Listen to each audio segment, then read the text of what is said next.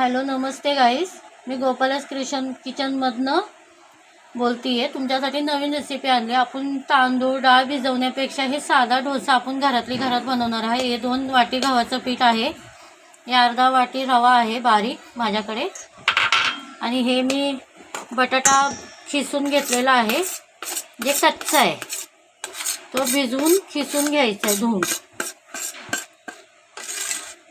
याचं मी डायरेक्ट तुम्हाला हे दाखवणार आहे. आज काय मी ते बाउलमध्ये वगैरे नाही काढलेलं. त्याच्यामध्ये आपण काही सुके मसाले टाकणार आहोत, जसं ही थोडीशी लाल मिरची, ही काश्मीरी मिरची आहे जी आपण थोडीशी टाकणार आहोत. हे थोडंसं जिरं टाकणार आहे अर्धा चमचा, आणि काही थोडे सुके मसाले आहेत, जशी का हिरवी मिरची कटिंग केलेली आहे, हे थोडे कढीपत्ते कटिंग करून घेतलेले आहेत, आणि भरपूर कोथिंबीर आहे, आणि थोडंसं मीठ टाकणार आहोत ह्याच्यामध्ये स्वादानुसार. तुम्ही कमी जास्त करू शकता तुमच्या ह्यानी. आणि ह्याच्यात आता थोडं थोडं पाणी टाकून थोडं थोडं टाकायचं आहे, ज्याने का हे मध्ये असे घट्ट होऊ नये म्हणून. आपल्याला पातळच हवं आहे हे मिश्रण.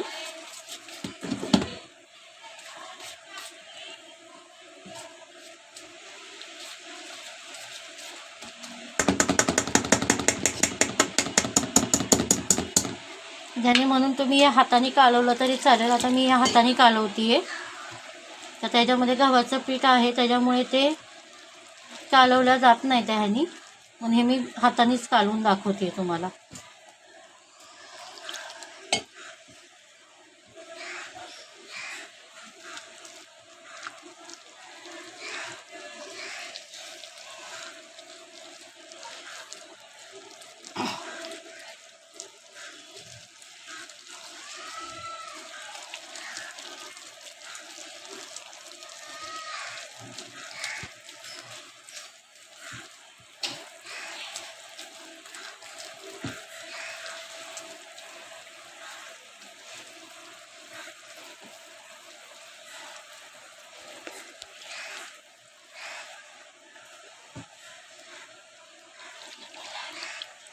त्यात आपण थोडंसं पाणी टाकणार आहोत. त्याच्यामध्ये पाणी भरपूर लागणार आहे आपल्याला. त्याच्यामध्ये रवा टाकल्यामुळे ते सगळं पाणी एकदम शोषून घेणार आहे.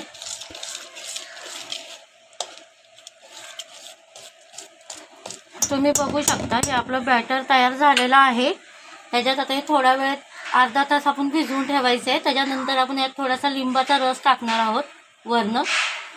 तुम्हाला अगर टाकायचं असेल टाकू शकता, नाही तर करून ऑप्शनल आहे. अगर तुम्हाला टाकायचं असेल तर तुम्ही टाकू शकता, असं काही हे नाही आहे. पण लिंबाच्या रसामुळे चव चांगली लागते अजून. आणि ह्याला लागणारे आपण नंतर बरोबर चटणी पण बनवणार आहोत, पण ते थोड्या वेळाने.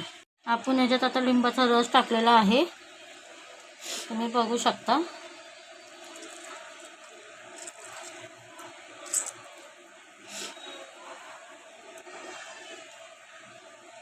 मी हातानेच टाकते, का त्याने पूर्ण निघत नाही.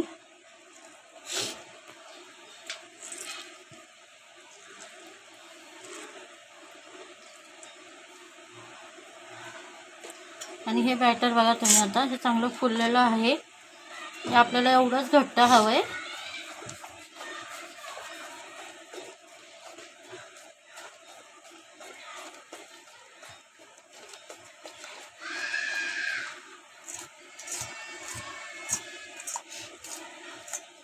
बरोबर जे खायला आपल्याला चटणी हवी ढोश्याबरोबर, आपण ती बनवणार आहोत. हे मी खोबरं घेतलंय, ते आपण खोबरं ह्याच्यात टाकायचं आहे सगळं. आणि ह्या काय 3-4 मिरच्या घेतल्यात मी, तिखट आहेत त्या. ते तुमच्या तिखट जेवढं तुम्ही खाता त्या अनुसार तुम्ही घेऊ शकता. थोडेसे शेंगदाणे,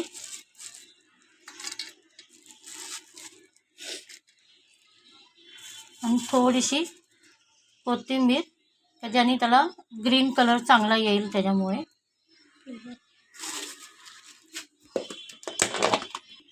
कढीपत्ते घ्यायचे ते आपल्याला, ते असे आपण बारीक तुकडे करून घेणार आहोत ह्याला.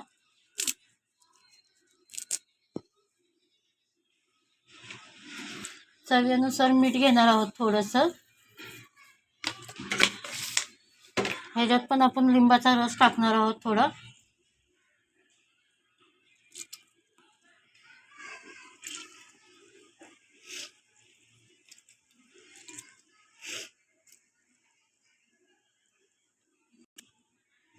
मी ह्याच्यात अख्खा लिंबू टाकते, जे म्हणून माझ्या मुलांना भरपूर आवडतं फ्लेवर येण्यासाठी, आणि त्यांनी लिंबामुळे चव पण छान लागते.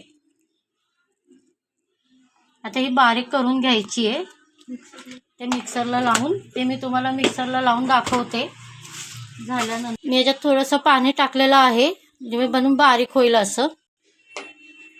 हे आपल्याला अजून बारीक करून घ्यायची आहे. चटणी बघू शकता अशी मस्त आपली घट्ट झालेली आहे. तुम्ही ह्याच्यामध्ये शेंगदाण्याच्या ऐवजी तुम्ही सफेद चण्याची डाळ येते जी आपण चिवड्यासाठी वापरतो ती सुद्धा तुम्ही टाकू शकता.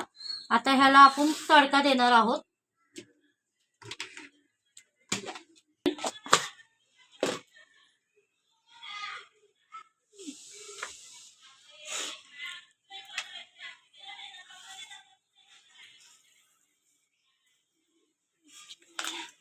आपण आता ह्याच्यात राई टाकलेली आहे, 2 लाल मिरच्या, कढीपत्ते थोडेसे, आणि राई चांगली फुलली तर आपण ही तडका त्याच्यामध्ये टाकणार आहोत चटणीमध्ये.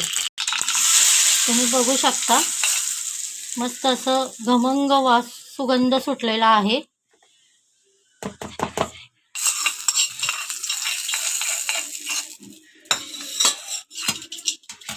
आपण चटणी तयार झालेली आहे. आता आपण एक डोसा बनवून दाखवते तुम्हाला त्याच्याबरोबर. आता चटणी तुम्ही डोशाबरोबर खाऊ शकता. चटणी आपली तयार झालेली आहे. तवा आपला चांगला गरम झालाय. तुम्हाला जेवढं मोठं हवंय डोसा तेवढा तुम्ही बनवू शकता.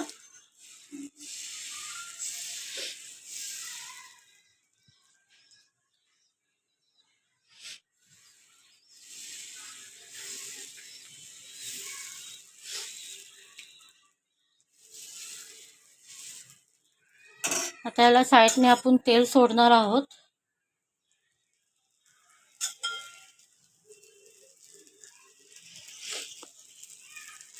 अगदी 5 मिनिटाच्या ह्याच्यावर आपण त्याला ठेवणार आहोत असं झाकण, त्याच्याने म्हणून तो इथं तुम्ही बघू शकता 5 मिनिटं झालेला आहे आणि आपला डोसा चांगला असा हलतोय.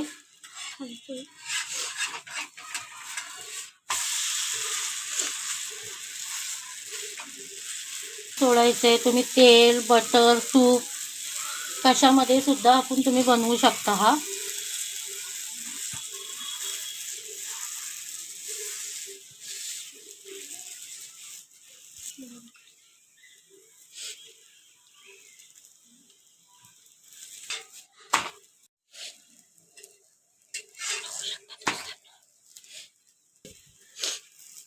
तुम्ही आता बघू शकता डोसा आपला कसा झालेला आहे.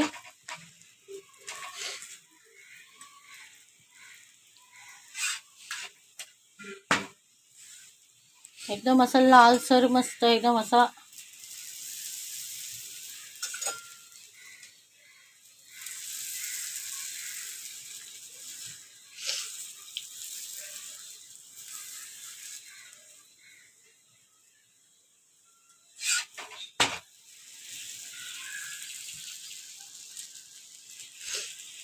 आपला डोसा मस्त एकदम असा हे झालेला आहे.